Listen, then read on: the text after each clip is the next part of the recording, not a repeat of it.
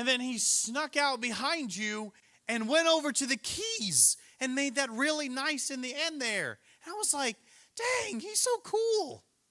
And then, speaking of cool, can we talk about Dominic for a moment?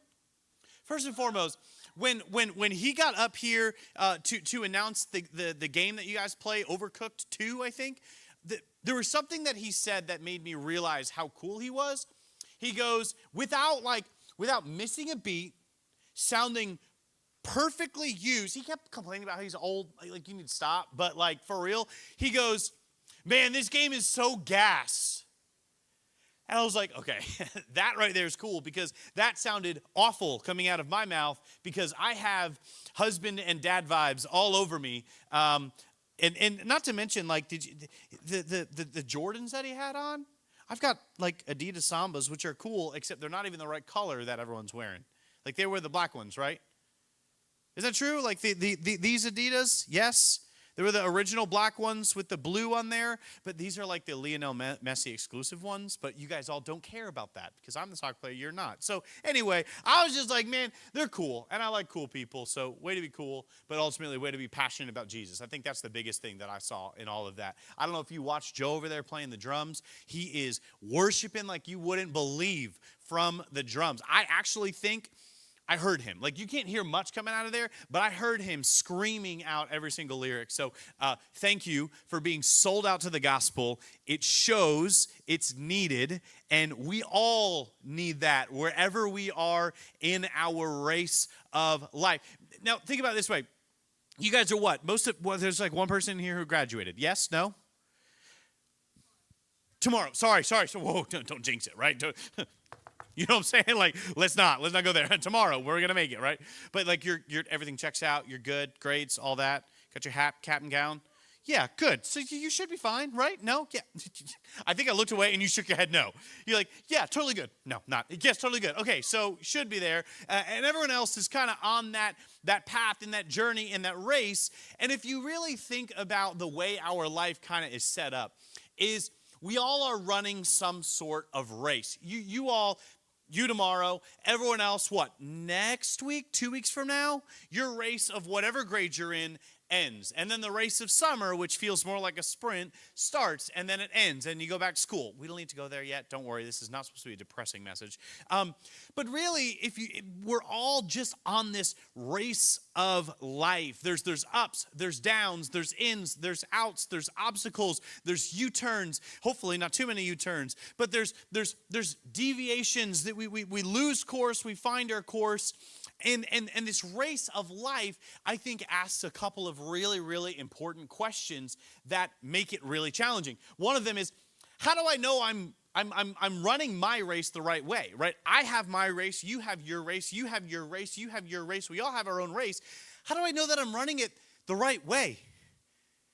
Every single day is a new day for everyone. Every single moment is a new experience for everyone. I have never lived 5 seconds from now. 4, 3, 2, 1, 0. Okay, now I have, but then 5 more seconds.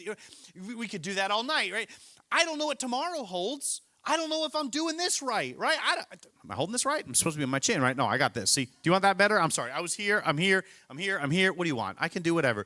But I'm live. Hey! Oh, also, hi. My YouTube community's here. Wanted to bring them in. All right, so maybe I have a little bit of cool factor. I do stream video games, so it's cool to some, not to others. But what's up, guys? Glad you're here. So how we live this way, right? We live this way about our life. I was watching this movie. Here's my nerddom coming out. I'm a big Star Wars fan. Anyone? Please, somebody. I got a bunch of this. Like, wow, this is tough. All right, even the examples are not going well. So anyway, there's a new series that came out. I absolutely love it. Then it leads into a movie. And just picture this. They've done a bunch of different little battles and skirmishes and whatever. But then there's this one moment where they're dropping in like, I was going to make a Fortnite battle bus reference. That's my community, okay? Dropping in like a battle bus. Okay, I'm done. They're dropping in and they're really nervous. They know that there's a low chance this actually goes well and they complete this mission. And one of the main characters, what she says is this. She says, if we can make it to the ground, we'll take the next chance and the next on until we win or the chances are spent. She knows that this is a live or die scenario. She knows that they win and they succeed, or it's utter chaos and everything that they've been building up to has been lost. And if you think about it, like, our lives can be that way a little bit, or maybe all of it. We live sometimes by words like, well, we don't know what the day's going to hold. We hope for the best, pray for the worst. We say things like, oh, what's the worst that can happen? Or we'll cross that bridge when we get there. And so the race of life, the one race that you get, the one life that you get, sometimes, maybe more often than not, is left up to some of these nebulous phrases that I don't know what's going to happen. But the truth is, we don't. Does anyone know what's going to happen tomorrow? No. I trust me. Again, let me dad mode here real quickly. I'm that dad who sits by his window looking at the clouds like, is my grass gonna get any water? It needs some water, okay? Like, it's looking a little brown. I don't have that irrigation money. You know what I'm saying? The little sprinklers and stuff. I need the rain, Lord Jesus. Bring some rain. I think tomorrow, but who knows? It could rain. It might not rain. We don't know. And our life is that way. I don't know what's gonna happen tomorrow. Just like I showed you, I don't know what's gonna happen in the next 5 seconds. Like, I think I'm gonna be here. I think I'm gonna be talking, but the mic could cut out, right? It could. It didn't, thankfully. But then, so we don't know, but then fortune tellers think that they know, right? But what do fortune tellers do? They give you vague predictions. They say to you, oh yes.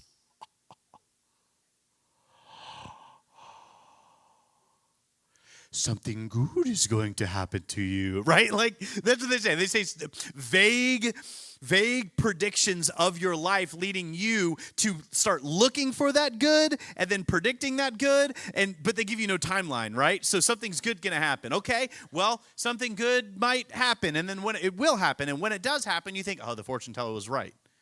And we live our lives ultimately looking towards the future, wondering what's going to hold, but the truth is we just don't know. The cool thing about this movie is there's this one character who in each of the little battles that they went on, he's connected to what's called the Force, okay? Star Wars. It's like you can't really touch, feel, smell thing that holds the entire universe together. And he every single battle they go into, he says something. Because he's connected to the Force, he says something that ultimately has like some sort of prediction, but he gives this general comment that kind of helps that everyone to know how things are going to go. Like, it'd be kind of nice to at least have that, right? I don't know what tomorrow's going to hold, but like, I know I'm going to live. Okay, that'd be nice to know. Like, every day, a little bit of security, right? But ultimately, sometimes we don't know if I'm even running the race the right way. Second question that I find myself asking is, am I even running my race? Am I running my race, the one that was for me? I'm 34 years old. I'm a husband. I'm a parent of 3 kids that are 3 and under. God bless us. Holy moly. Anyone babysitters? We'll take it. We'll take babysitters, but for free. We'll buy a pizza or something. That was the good old days when you get away with that. Now it's like $20 an hour. It's crazy. And oftentimes I look at things through the lens of my fears and the unknowns and even my insecurities. I look to other people who are more successful than me at a younger age or my age. They're wealthier than me. They're doing what I'm doing better, all of these things. And I start comparing myself to each and every one of these people. And suddenly I get myself into this self-pity cycle, which is crippling and ultimately gets me in this place where I'm like, well, maybe I just need to do more of what they're doing because I don't always know exactly what I'm doing and if I'm doing it the right way. Okay, well, but before I do that, it's like I say things like, oh, this went well, and because this went well, should I keep going in this direction? Oh, but this didn't go well, so should I turn and go in a different direction? And ultimately, I personally, and I think we all get ourselves in the cycle of wondering if I'm even running the race that was made for me. I think we can all agree that we all have our own lives. We all have our unique individuality. We have our personality, our life experiences making us absolutely 100% different from the person next to us. There's some similarities, but we're all very, very different. But oftentimes we look at other people and and you know what? It's okay to have some advice. It's okay to take people in your life and realize, hey, they're doing that good. I want to draw some wisdom from them. But sometimes I've seen it in people where, like, there's one person who really, really liked Ariana Grande. And I hadn't seen this person for a few years. And then when I saw them pop up on social media, they looked like Ariana Grande. And I'm like, how did that? How? Why? Like, sure, she's a great singer. She's famous. She's doing something right. I don't know. But like, to take your entire everything about you and become her is like, well, what about you? What about everything that you bring to the world? What about everything that you bring to the people around you? Like, what about your unique individuality? But even still, I get it. Because if you don't like yourself and you're insecure about yourself, then you start to move into some other person's race and get in their lane. But I can tell you one thing for sure. We don't need more of them. We need more of you. We don't need more thems out there. We got plenty of people doing plenty of things that are really, really great. But what the world needs is you to be you. But I understand. Sometimes we don't know if we're running our race. And then finally, I think the last question I ask myself is, what if I messed up my race? What if somehow, some way, I took a turn that was the right way, but it was the wrong way? But then again, how do I actually know it was the wrong way? Because I don't actually know. But even bigger, what if I made a really big mistake? Committed some sort of sin, got myself into an addictive pattern, lied here, cheated there, stole there, whatever it is. What if something happened to me? What if something that I leave in the dark, that I don't want to talk with, don't want to deal with because it's traumatic and it hurts? What if my parents are going through a separation? What if something happened that makes me feel like I am on a different path? I wasn't supposed to be here. This, I'm pretty sure, was the ideal. Then something happened that knocked me off my course or broke the path completely, and I don't know how to proceed forward. What if I messed up my race? Is my race still worth running?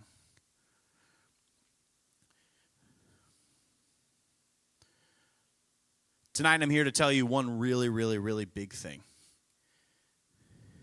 It's that God isn't finished with you. Your race isn't over. The race that you're on isn't over. If you're breathing, He still has a purpose for you. If you're hurting, He has healing for you. If you're turned around and backwards, He can bring clarity and understanding and redemption to that. The righteous fall 7 times and rise again, so says Proverb. It's not how you started. It's not how you stumbled. It's how you finish. It's how you finish your race. Hebrews 12, 1 and 2, to me, gives the best perspective on how we are to run our race. It says this: therefore, since we are surrounded by such a great cloud of witnesses, let us throw off everything that hinders and the sin that so easily entangles. And let us run with perseverance the race marked out for us, fixing our eyes on Jesus, the author and finisher of our faith. So let's put those questions with some answers. How do I know I'm running the race, my race, the right way? Because if your eyes are fixed on Jesus, you are running it the way that you were designed to. John 1:1 tells us that in the beginning was the Word, and the Word was with God, and the Word was God. The Word, in capital W, is a picture and metaphor for Jesus. Jesus was there at the beginning. Hebrews tells us that He's the author of your faith. He's the author of your life. He's the author of your race. You have a plan. You have a purpose. It's unique. It's individual. It's beautiful. It's been created by an all-knowing, all-powerful God. You have a purpose. He is the author. So where else would I want to look than the person who wrote my story? If I want Star Wars knowledge, clearly I'm not going to any of you. Who's the best person? Probably George Lucas, the guy who made the dang thing, right? Like, if I want for my YouTube community, if I want Fortnite knowledge, Space Boy, you know it. Like, I'm going to you. Right? If I want to learn how to play the drums, sorry, I'm not going to Joe. Fantastic. But there are better people out there than Joe that Joe probably listens to. There's this guy in Valencia, Spain, insane. I don't even know how to say his name, but like absolutely fantastic. So for the author of my soul and my race and my purpose, where am I going to go? The one person who was there when the story was written, when the race was carved out. And so, am I even running my race? Yes. If your eyes are fixed on Jesus, they're not anywhere else. They're not looking at Sabrina Carpenter for tips on how to be a singer. They're not looking at, who's relevant? Peterbot to play Fortnite. I don't know. What do you guys watch? I don't know what you watch. I don't know what you do. But, No, you were like ready to say, no, it's fine. But ultimately, if I want to know how I want to be, how I want to act, and run my race, it's going to be Jesus. And what if I messed up my race? Well, Jesus is a healer. He's a forgiver. He's a redeemer. You may fall, but you will always be picked up by Jesus. Romans tells us this. It says, Paul says, and I am convinced that nothing can ever separate us from God's love, neither death nor life, angels nor demons, neither our fears for today nor our worries about tomorrow, not even the powers of hell can separate us from God's love. The picture that Paul is painting is, I don't care how far the east is from the west, we've got a universe that's apparently constantly expanding. There is no distance that can be created that can separate you from the love of God. And that means there's no sin that you've committed. There's no mistake that you've made. There's no thing that has been done to you or done because of you or done beside you that has hurt you. There's no word that has been spoken that can shout louder than the words that have been spoken over you. Jesus went from heaven to earth, considered likeness with God as nothing, so that he could do something for you that you could never do for yourself. The sins that we've all committed, the turns that we've all made, the mistakes, the breaking of our own path, he has made a way so that those very things can't separate you from God anymore. Listen, God isn't finished with you. The only way to finish your race strong is by fixing your eyes on Jesus. Tonight I want to give you an opportunity to do one of two things. Maybe you feel like one of the questions that we asked has resonated with you. Maybe you find that I feel like my path, I feel like I'm off course because I leaned in this direction and I saw this person, I went that way, or maybe I have this relationship that I started and they're actually pulling me away from the things that I know to be important, or I made this mistake and I don't talk about it, I don't tell anyone, or something was done to me, whatever it may be, I don't say a word, it's not something I like to bring up. And you feel like you've lost the way that maybe you know is the way you're supposed to go. Or maybe you're in this room and something about tonight felt like, okay, this is cool, this is different, this is special, this is something. But I've never done this before, but there's something stirring that says I want to make a decision for Jesus. I want to follow him. I want to fix my eyes on him. He's the author of my faith. He's the perfecter. He's the finisher. Jesus was sent down to earth and lived a perfect life, a life that you and I have not lived. None of us could be like Jesus. None of us could live up to the standard of God. The standard of God is perfect. We've all fallen short of God's glory. But God sent a gift. And that gift was his son, Jesus, who lived a perfect life and was killed for it. Killed because of the sins of others, the pride and the arrogance, the jealousy of others. He was killed for his perfection and his profession as the Son of God. But 3 days later, he rose again in glorious light. He rose again to show that there is no power on earth, that there is no sin, there is nothing that is greater than he is. And when he died, he thought of you. You individually.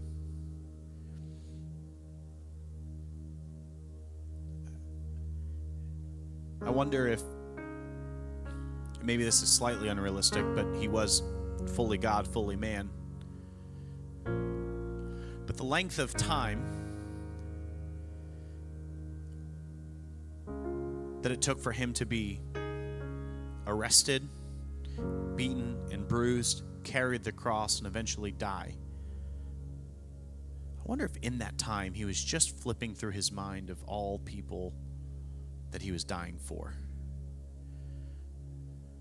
Just wonder. He could do it. It's not necessarily written in the Bible, but what I do know is he died for you. He died so that you could receive the purpose that he set out for you, the race that he has for you to run. So I'm gonna pray a prayer, and here's what I want you to do, and maybe how you should think. You might not know everything. None of us do, but you might really be like, I want to do something, but I'm confused. Don't be afraid of questions. This is not a judgmental room.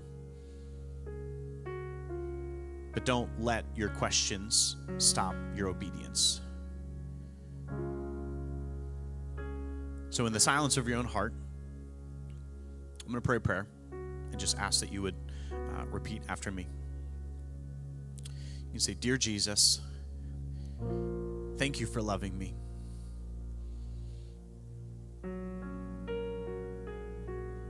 The Bible says that while I was yet a sinner, you died for me.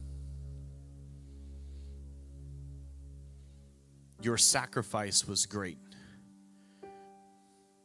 Your life was valuable. And my sin is heavy.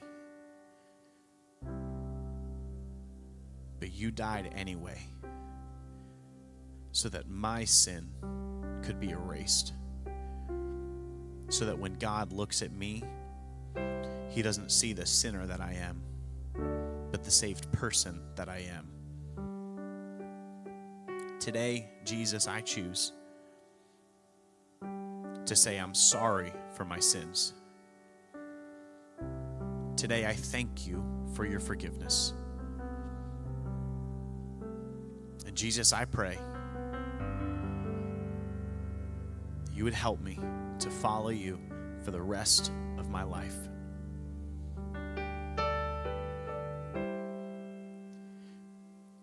Before we close our time together,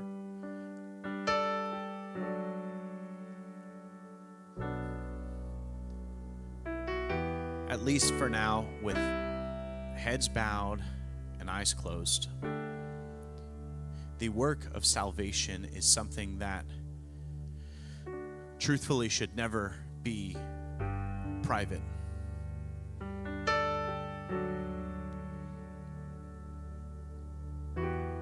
This church and myself, we want to help you if you made some sort of decision tonight.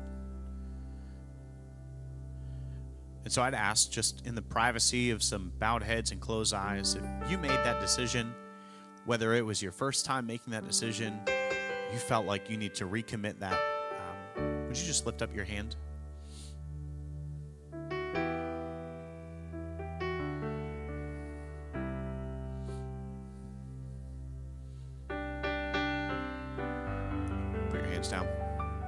Jesus, I want to thank you for my friends who have chosen tonight to step into new life, or maybe even just step back onto the path that you have set out for them. God, I pray that this moment would be a moment that resonates throughout their history, that shakes up their track, their race that they have moving forward, leading towards eternity with you, but purpose here on earth, God. Pray that today would not be full of doubt or confusion, but rather clarity and excitement for all that you have in their lives. God, I thank you for this time. We love you. It's in your precious and holy name we pray. Amen. Amen. Well, thank you so much for your good attention through that time. I don't know what I'm necessarily supposed to do yet left other than to say, for those of you who have raised your hand, I'm proud of you. I'm thankful that you made that decision. There is a celebration in heaven, and I think there's a little bit of a celebration here right now. So congratulations, proud of you. Welcome to the family. I know between Dominic and Joe and the team here at Redeemed Youth, they have your back, so don't be private about that. At least let them know so they can walk you through what that means and even your next steps. I can tell you that just kind of shooting off the hip, one of your best next steps is to be here on Sunday and be here next Wednesday. That's a place that you can learn. But for real, grab a phone number from one of these guys so that you can connect further. Okay, that's the youth pastor in me that knows what to say slightly. What's next? Woo!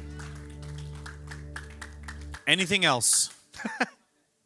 Joe, everybody. The broken pinky. Yeah, broken pinky. Broken.